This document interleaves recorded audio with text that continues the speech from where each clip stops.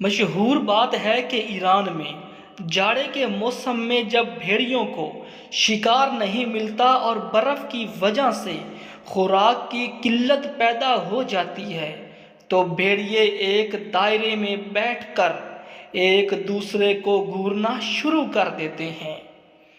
جیسے ہی کوئی بھیڑیا بھوک کی وجہ سے نڈھال ہو کر گرتا ہے تو باقی سب مل کر اس پر ٹوٹ پڑتے ہیں اور اس کو کھا جاتے ہیں۔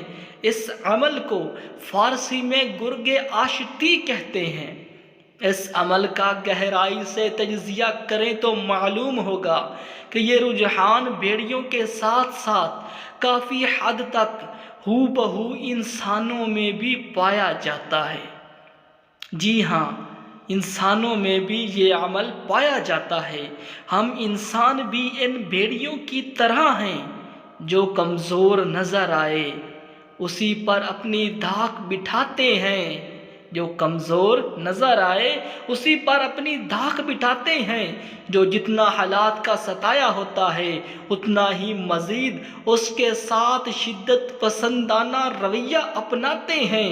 ہم کمزور کا سہارا بننے کی بجائے الٹا مزید اس پر ٹوٹ پڑتے ہیں۔ جو جتنا کمزور ہوتا ہے اتنا ہی اس کے لیے زندگی دشوار بنا دیتے ہیں۔